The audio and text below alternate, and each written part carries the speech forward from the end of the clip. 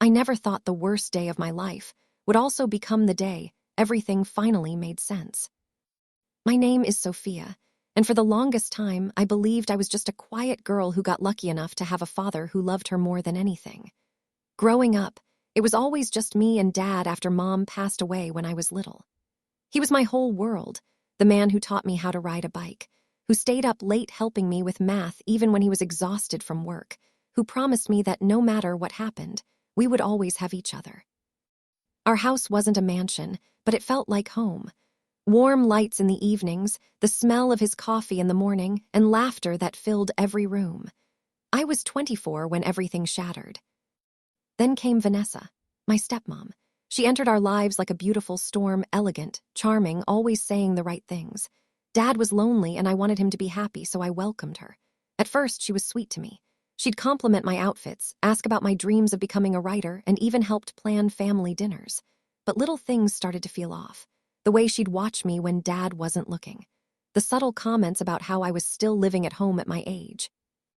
The way she slowly started redecorating the house, replacing Mom's old photos with new ones of the three of us. I told myself I was being paranoid. Families change. People adjust. But deep down, I felt a shadow creeping in like something precious was slipping through my fingers, and I couldn't quite name it. Dad got sick 2 years into their marriage. It started as fatigue, then doctor visits turned into hospital stays, cancer. The word alone felt like a punch to the chest. I spent every day by his side, holding his hand, reading to him, promising him we'd fight this together. Vanessa played the perfect wife, crying at the right moments, talking to doctors, making sure everyone saw how devoted she was. But I noticed how her eyes would drift when the bills came up, how she'd quietly ask about the will. I pushed those thoughts away because Dad needed peace, not suspicion. The day Dad passed away was quiet, too quiet. I sat beside him in the hospital room, his hand cold in mine, whispering goodbye through tears that wouldn't stop. Vanessa stood at the window, already on her phone, her voice low. I thought it was grief. I had no idea it was calculation. The funeral was a blur of black dresses and sympathetic hugs. People told me how strong I was, how lucky I was to have Vanessa. She leaned on my shoulder in front of everyone, sobbing about how we were now all each other had. That night, back at the house, I made us tea. I thought we'd sit together and remember him. Instead, she set her cup down, looked me straight in the eyes, and said words I'll never forget. "Sophia, it's time for you to go. This isn't your home anymore." I stared at her, the tea suddenly burning my hands. "What are you talking about?" She smiled, not kindly. "Your father left everything to me. The house, the accounts, the investments. You're young. You can figure it out. Pack your things by morning." I felt the floor disappear beneath me. This woman who had smiled at my birthday dinners, who had called me sweetie, was now throwing me out the day after we buried Dad. I cried. I begged. I asked her how she could do this. She simply handed me an envelope with some cash and said, "Don't make this ugly." That night, I slept in my car for the first time in my life, parked down the street from the only home I'd ever known. I was broken, shattered, invisible. The girl who once believed in family had just been erased. But what I didn't know that day, what Vanessa had no idea about, was that I wasn't the helpless girl she thought I was. In the weeks that followed, the betrayal cut deeper than I could have imagined. I stayed with a friend for a few nights, then found a cheap motel because I didn't want to burden anyone. Every morning I woke up wondering if it had all been a nightmare. I tried calling family lawyers, but the documents Vanessa showed me looked official. Dad's signature, everything transferred to her. She changed the locks. She posted on social media about starting over after loss with pictures of the house, now filled with her new furniture. Friends who had known us for years started siding with her. "She's grieving too," they said. "Give her space." I felt so alone. The grief for Dad mixed with this new rage I didn't recognize. I would sit in my car and replay every moment. The way she'd quietly moved money around while Dad was sick. The late-night calls I overheard but didn't question. The way she isolated him toward the end. She had planned this. She married him for security and saw me as nothing more than an obstacle. One night, I drove past the house and saw her throwing out some of my old things, photos of me and Dad, my childhood books, even the necklace Mom had left me. That was the moment the tears stopped and something colder took their place. I wasn't going to disappear quietly.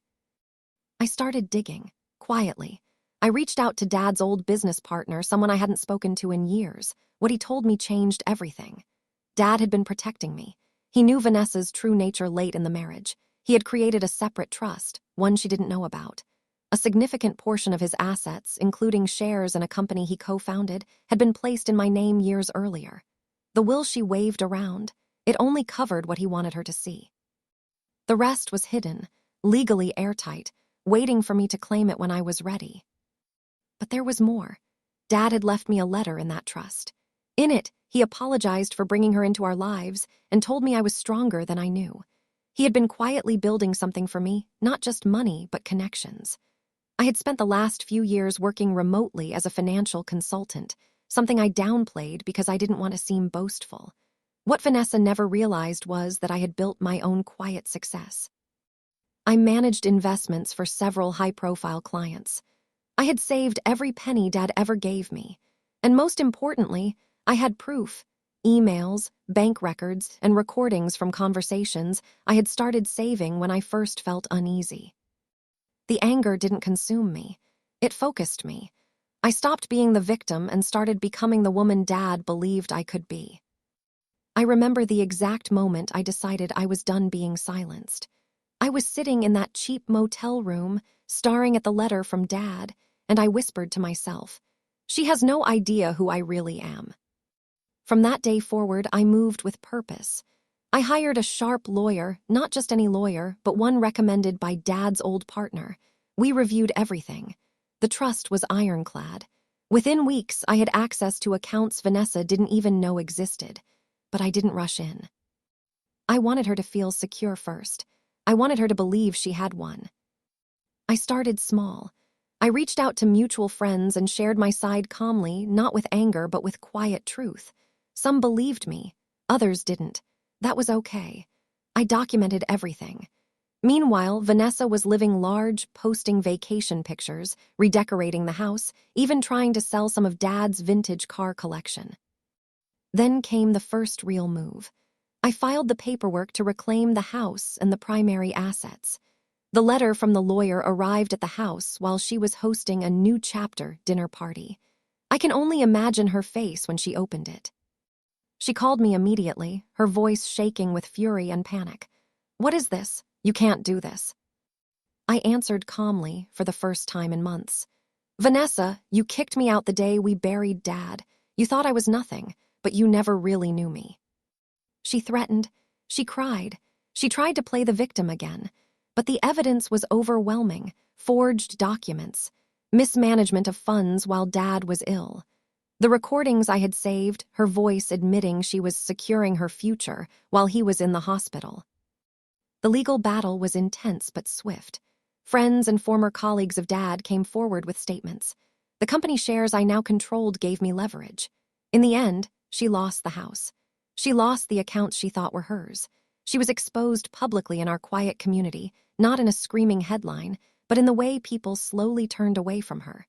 The woman who had tried to erase me was now the one watching everything slip away. I moved back into the house, but it felt different.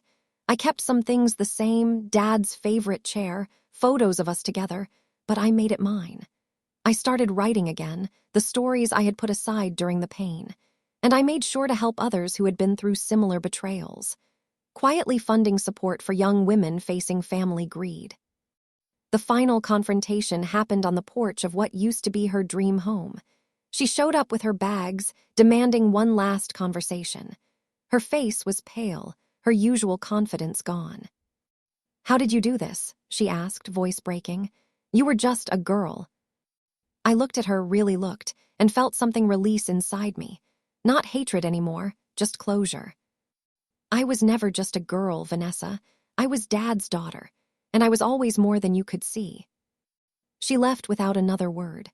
I watched her drive away, and for the first time since Dad passed, I breathed easy. Today, I sit in the same house, but I'm no longer invisible. I'm stronger, wiser, and at peace. Betrayal breaks you, but it can also reveal who you truly are. Dad taught me love. Vanessa taught me strength. And now I know no one can take away what's meant for you if you're willing to fight for it with quiet power. If you're listening to this and you're going through your own darkness, if someone has tried to erase you, to throw you away when you needed them most, I want you to hear me. Your story isn't over. The people who underestimate you will one day see exactly who you are. Hold on, build quietly, and when the moment comes, rise. Because trust me, they'll never see it coming. Thank you for listening to my story.